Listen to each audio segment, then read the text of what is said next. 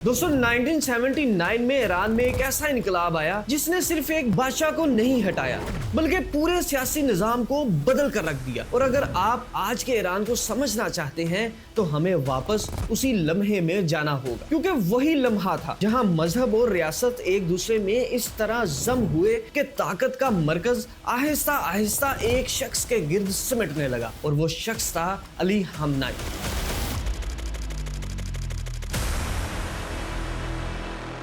आप इन्हें एक सख्त गिर सुप्रीम लीडर के तौर पर जानते हैं, लेकिन कहानी इससे बहुत पहले शुरू होती है। 1939 में मशहद में पैदा होने वाला एक नौजवान तालिब इल्म जो कुम में तालीम हासिल करते हुए रूहुल्लाह खुमैनी के खलके में शामिल हुआ। शाह मोहम्मद रजा पहलवी के खिलाफ तहरीकों में हिस्सा लिया, जेल गया, तशद्दुद बर्दाश्त किया और फिर 1979 के इनकलाब के बाद इक़्तिदार के अंदर दाखिल हो गया। लेकिन यहाँ एक अहम सवाल पैदा होता है, क्या वो शुरू से ही ताकत के मरकज में थे? तो इसका जवाब है नहीं। इब्तिदा में वो इनकलाबी कौंसिल का हिस्सा बने, नायब वजीर दफा रहे, सुप्रीम डिफेंस काउंसिल में खुमैनी के नुमाइंदे रहे और आईआर जैसी फोर्स के साथ जुड़े। वही आईआरजीसी जो बाद में ईरान की सबसे ताकतवर रियासती मशीनरी बन गई, एक ऐसी फोर्स जो सिर्फ फौज नहीं रही बल्कि मईशत, सियासत और खारजा पॉलिसी तक फैल गई। 1981 में एक बम धमाके में आयतुल्लाह खमैनी जख्मी हुए।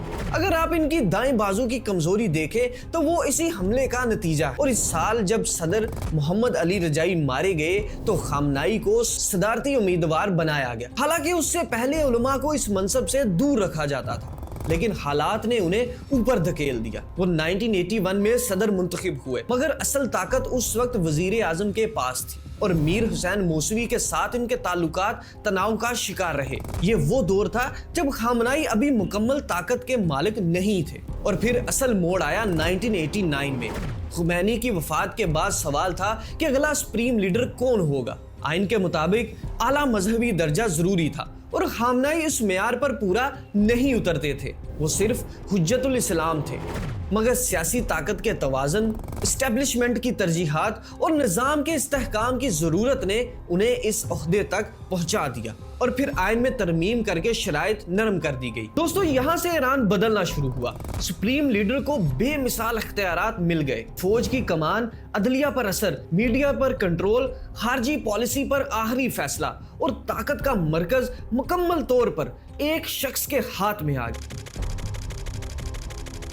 दोस्तों, अब जरा आईआरजीसी पर बात करते हैं, क्योंकि अगर आप खामनेई को समझना चाहते हैं तो आईआरजीसी को भी समझना उतना ही जरूरी है। इनके दौर में आईआरजीसी एक रियासत के अंदर रियासत बन गई। तामीरात, तेल, बैंकारी, असलहा, इंटेलिजेंस, हत्ता के खित्ते में मलेशियाओं का नेटवर्क, लबनान में हिजबुल्लाह, शाम में असद हुकूमत, यमन में हौजी और गजा में हमास, ये सब एक स्ट्रेटेजिक गहराई का हिस्सा थे जिसे महवरे मज़ाहमत कहा गया। लेकिन हर ताकत के साथ दबाव भी बढ़ता है। 2009 में ग्रीन मूवमेंट ने पहली बार खुलेआम सुप्रीम लीडर को चैलेंज किया। लाखों लोग सड़कों पर आए, नताइज को धांधली करार दिया गया और नारे बराह रास्त खामनेई के खिलाफ लगे। जवाब क्या था? सिक्योरिटी फोर्सेस, गिरफ्तारियां और ताकत के जरिए खामोशी। 2009 में ईंधन की कीमतों पर एहतजाज हुआ। 2022 में महसा अमीनी की मौत के बाद औरत जिंदगी आजादी तहरीक उठी। और ये सिर्फ हिजाब का मसला नहीं था, ये निजाम के खिलाफ गुस्सा था। इसी दौरान आलमी दबाव भी बढ़ रहा था। जोहरी प्रोग्राम, पाबंदियां, फिर 2015 का JCPOA, 2018 में अमेरिका की वापसी, मईशत की तबाही, रियाल की कदर में कमी, अफराते ज़र, नौजवानों की बेचैनी और फिर आया इसराइल के साथ बराह रास्त तसादम का मरहला। दोस्तों, 2024 में पहली बार ईरान ने बराह रास्त इसराइल पर ड्रोन और मिसाइल हमले किए। 2025 की 12 रोजा जंग ने दफाई निजाम को कमजोर किया और ईरान आलमी तन्हाई की नई सतह पर पहुंच गया। 28 फरवरी 2026 अमेरिका और इसराइल का मुश्तरका हमला हुकूमती और अस्करी अहदाफ निशाना बने और इब्तदाई हमलों में अली खामनेई मारे गए।